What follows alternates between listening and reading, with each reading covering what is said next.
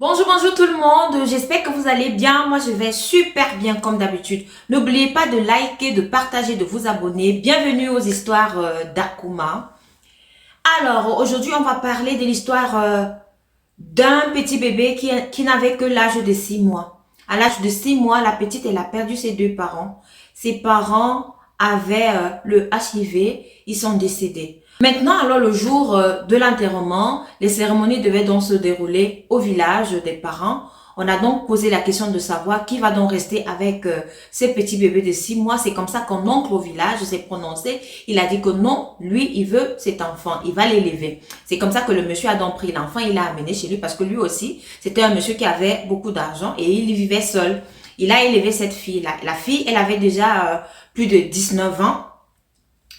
Il a donc commencé à vouloir Mugo avec elle. Un beau jour, il est arrivé dans sa chambre, il lui dit, bon voilà, maintenant je vais Mugo avec toi. La fille, elle a refusé, elle a dit, tonton, tu peux pas faire ça, tu es mon père. Tu es mon père, comment tu peux faire une chose pareille?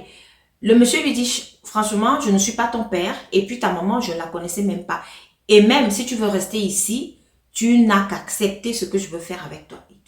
La fille, elle a repoussé le monsieur pendant plus de 6 mois. Et puis un autre jour, le monsieur est revenu dans la chambre et lui a dit, là aujourd'hui, je vais mourir avec toi. Donc si tu ne veux pas actuellement, là maintenant, tu sors de cette concession, tu t'en vas. Parce que moi, là aussi, je ne sais pas là où tu vas partir. Mais tu dois sortir de cette maison. La fille alors, elle était déjà à l'université, elle ne savait même pas quoi faire. Elle a dit à son oncle que non, chez nous dans la tradition africaine, ça ne se fait pas. Je ne peux pas mourir avec mon oncle. C'est un truc incroyable. C'est un truc incroyable. Donc, je peux pas le faire et tout. Le monsieur dit non, tu vas le faire. Si tu veux rester ici et que tu veux toujours que je m'occupe de toi et tout, tu vas le faire. C'est comme ça que la fille, sous la pression, elle a finalement accepté. Donc, c'était comme ça tout le temps. Son oncle, lui, bon, elle était déjà comme sa femme. Donc, tout le temps, il faisait cela. Tout le temps, il faisait cela. C'est comme ça qu'un beau jour alors, la fille, elle se met donc à vomir, à avoir des malaises et tout. Et puis un jour, elle rentre donc à la maison, elle dit à son oncle que, comme tu vois là, je me sens mal, je suis fatiguée, je vomis. Mes amis m'ont dit que peut-être là, je suis enceinte. C'est comme ça que le monsieur lui dit, il n'y a pas de souci, on va donc aller à l'hôpital. Arrivé à l'hôpital, là-bas, on a dit qu'effectivement, elle est enceinte. Ils sont d'abord rentrés à la maison. Elle dit à la fille que bon, là, maintenant, on peut pas garder la grossesse. Là, il faut que tu l'enlèves parce que lui, il ne sait pas ce que les gens vont raconter là maintenant, que lorsqu'ils vont la voir enceinte à cet âge-là, que lui, il ne veut pas. Il faut qu'elle aille enlever la grossesse. C'est comme ça qu'il a eu à donner de l'argent à la fille. Elle est donc partie à l'hôpital, enlever la grossesse et tenez-vous tranquille. L'avortement, c'est très très mal passé. La fille, elle a perdu la vie. Et le monsieur, il est resté là. Qu'est-ce qu'il a fait?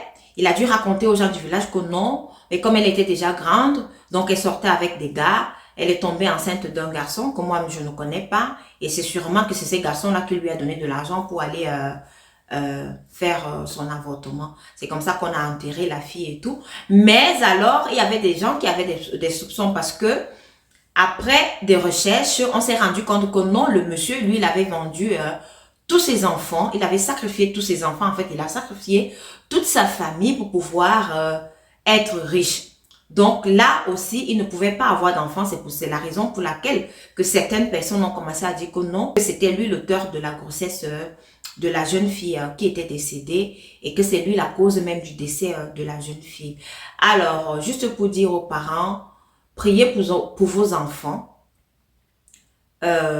Surveillez vos enfants parce qu'on ne sait pas d'où ce mal peut venir.